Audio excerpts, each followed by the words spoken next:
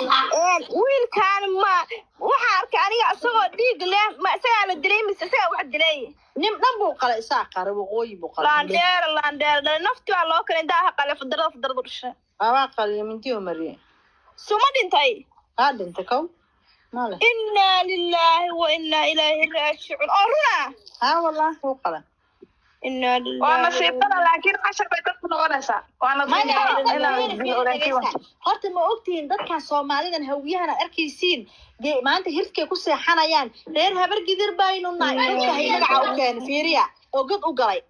abga dad baa god u galay maanta wiilkan ma dhimaan haduu xabsi u galo magaciisa inuu difaacay sharaf iyo karaamo way naadeen waa sharaf maya horta xilaajan horta adduuniya aakhira wiilka horta naftiisa waa loo soo handaday diinta waxay qabtaa qofka bini aadamka naftiisa hadii loo soo handado inuu iska celiyo xataa diin السلام عليكم ورحمة الله وبركاته ولا لا يقارق آديات بادي السلامي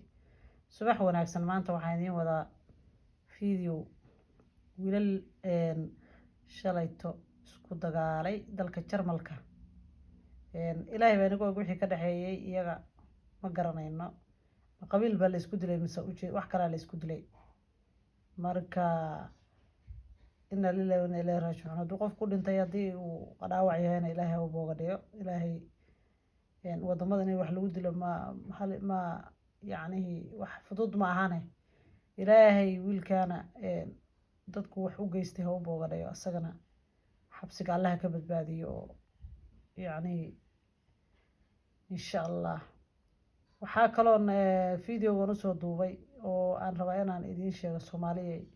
dadka isku dira baraayada dabka ka kala dhaxshida waa haweenka intooda Ilaahay u naxariistay mooyeen inta badan dad fidmoodayaal ah oo dadka isku dira weeyo ragga isku dira oo ummadda isku dira dhalinyarada isku dirta weey hada wiilal baa Ilaahay ha kala badbaadiyay wax isdilay oo isdibaateeyay intay u duceyn lahaayeen ama ay xaq ka hadlayeen dhiraayeen cusuriyada hal ilaaliyo dadka yaan la cusuriyeen cusuriyadu ma fiicno in qof bini aadan aad dhibaatayso waa wax xun intay dhii lahaayeen bay qabiil u boodeen oo markaasay dadkii bay isku dirhayaan oo leeyihiin hal la dili iyo hadili iyo Ibrahim ka siiyaan marka haweenkii gabdhahan la hadlay Ilaahay ka baqa wax ka badan oo waxay idin yaalla inaad qabsataan idin ka baahan inaad qabsataan wadho ku dirarkan iyo qayladana iska dhawaaqaysiin iska qeylqeylinaysiin meelaha iska taagtaagantihiin maxaa la dhihi jiray waqtigiina aad ku luminaysaan inaad Snapchat intaad soo gashaan ama waxaan ka wadaa wax runtii waxyaalahan social media oo idinku dan idinku jirin waxba idinku jirin oo in waxba ka faa'iideynin oo idinku sameynaynin kuwa video duubaya ma tihiin kuwa wax qabsanaya ma tihiin kuwa iyagu يعني dadka wax u sheegay ma tihiin idinkiiba intaad qaadeen baad halkaas qaylo la soo taagantiin oo stresska iskaga biinaysan wax badan oo stresska iskaga biinaysan baa waxbaad dadka u faa'iideyn kartaan aqligiina la wadaagi kartaan maskaxdiina la wadaagi kartaan isku dirina dadka Ilaahay ka baqa Ilaahay ka yaaba oo dadka isku dirina ummadda isku dirina islaamka isku dirina waxa la fidna in haween dhigin ama ay gabadh dhigin ma dhacda la yiri dhinaca kale wada adeegsan kartaan haddaad wax wanaajisaan wanaagsanaan u hagaagaya haddaad wax haleysaan oo baabiisaan oo baabaaya marka labada dhinacba idinku daajirna wad ka heleysaan waa inaad dadka aad dhibaatada aad u horseeysan iska deysaan wiilal yar oo walaalo oo Soomaali oo wadan shisheeye jooga oo hadda soo kacay oo wax is yeelay intaad u duceyn lahaydeen hadii lahaydeen kii waxaan lagu sameeyeen waa inuu maxaa la dhihi jiray waxay daldalhayaan bal insha Allah ila dhageysta aad iyo aad baan ula yaabaa haweenka inta iska soo galaan social media waqtigooda ku lumiya inay dad isku diraan inay maanta dhan wax ka sheekayaan inay dambi iyo balaayo ay daldalaan sharciyan laakiin kala hadii xabsi lagu xukumay lacagta ha loo qaaraamo geemam ha loo dheelo ha loo hawiya loo baahi qaado ha la soo difaaca la soo daa wiliba taasaan taagana sababtu waxay tahay waa maxay qof nool maalin ba taagan midgaan baa tahay ma dhibaan baa tahay kan baa tahay waxa laga yaabaa ninka inuu Ingiriiska Soomaali isma dhaanto meel walba oo ay joogto Soomaali shanta meelood ay u qaybsan tahay ama shanta dhinac ay degan tahay qola yani meel aan laga cusureynin dad masaakiin oo waxay galabsadeen lahayn oo dhiig iyo dhaqan iyo midab iyo wax walba oo kula wadaaga oo waxa dheertay aad lahayn oo bini aadan isku shaagalahay aad wada tihiin kulli way cusuriyayaan meel hada la dhihi kara maanta qoladaas wax cusureysi qoladaas fiican qoladaas dar Ilaahay dadku u deysay ma jiraan dhammaan isku mid way Soomaali way wada cusureeyeen dadka way dhibaateeyeen waliba hadday dooraanna way laayaan hadday dooraanna ciqaabta iyo discriminating iyo waxa ay ku sameynayaan iyo midabta koorka iyo cadaabta weligood Allahooda ay ku hayaan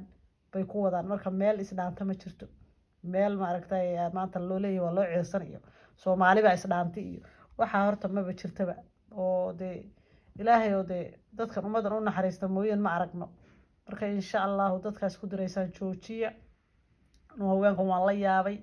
wallaahi oo billaahi oo tallahi aad baan ola yaabaa markay intay soo galaan iska dhadhawaaqaan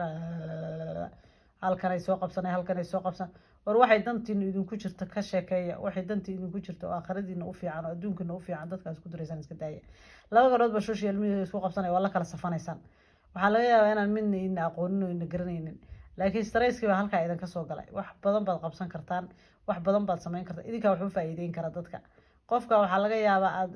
meega la qabsateen ama aad meesha u soo inaad ka aqli badan tahay oo adiga ka maskax badan tahay oo ka waxbarasho fiican tahay oo ka waxyaalo badan oo ka waaya aragsantaa laga yaabaa laakiin meesha hankaadi baa ku gaarsiiyay inaad iska dhadhawaaqdi maanta oo dhan oo intaad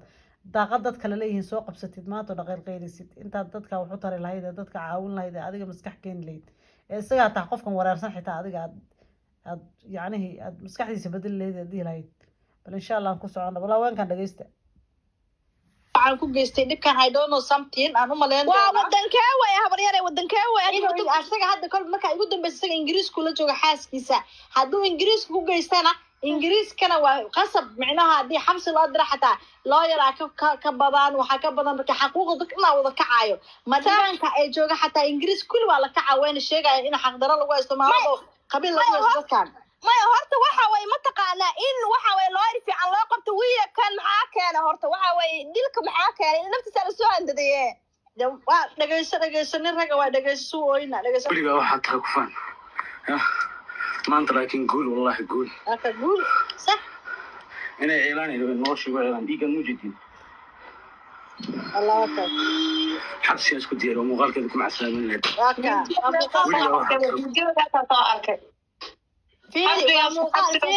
sinima yaa waa ninka samayn karo alla wiilka yarka waa la ciilay UK ma ku dhacday suga UK miya baayo qofka xuna soo qoray UK ayuu ku dilay miya UK أنا ودنك شرمل كان مغلبة لكن قبلها وحيليه UK ويلك وضدك وكل دجالة وحكوية لضدك مركا UK يشرمل كحبيس ما دامن وودن كان قلبات كضدك يعني الاستقالة من الاستدلال مديك لسكة تورية لسنا كل ما في عنا ويل كان سيدو شيئا يعيل بالا بداي ومد عيل كبدينا ويعني ومد سوى كرهتو بني آدنا ووحبا عن ديرين دابا يدل شيء وحبا عن ديرين ويان قلد وين بيكا قلين هذا قلد وين قلين إنه دعوية هي سجل في تركيزة إنه كفض ضعضة أو ليج إسلام قلا ويلير أو سوق عاية أو مستقبل كأدوية كي آخر هذا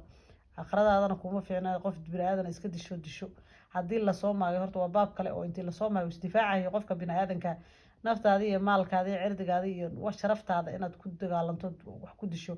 إلهي بكون بني ويعني هي قف كصوم معي أو كصوت دونت من دي كوصو دونتي واسكعلي نيسا وانا محلي تري واد من دي واو قادنا يساعدنا واد كود ليسا وابا انت كليه تنقف كل بني انو جهادو marka insha Allah ma fududo haduu isagu khalad kala ha kulay ma fududo inuu dacwoodo oo waxay ahayd haduu xitaa uu sidan u ciishooday oo ciilka iyo dhibaatada badan uu sheeganayo inuu dawlad iyo dad iyo meel waxa jira wadankan system bay leedahay oo si Soomaaliya iska yaacda ma aha oo dadka isku xil doona laga sameeyay inuu dacwoodo yahay marka insha Allah ta'ala Ilaahay waxaan ka baryay wiilkaas inuu isagana xabsiga ka badbaadiyo gabadhana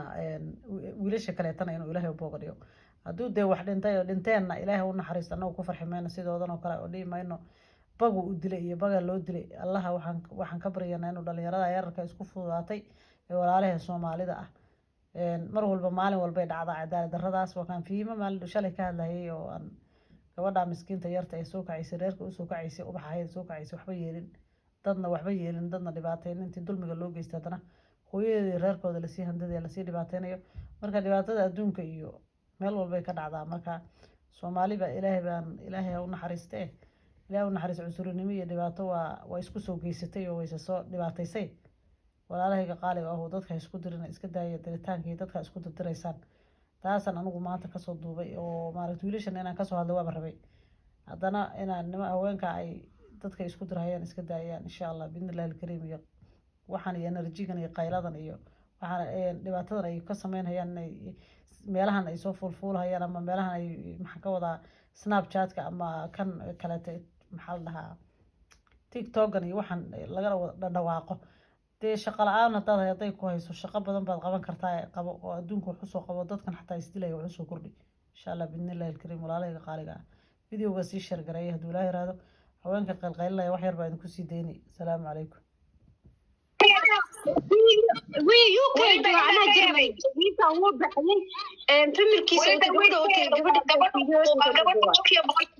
ilaaha isku daayay way isjeclaayeen laakiin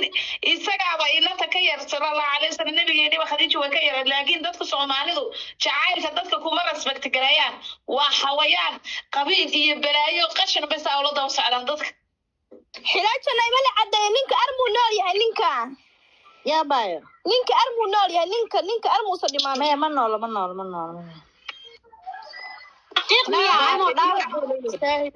لا هذا كان بحلوله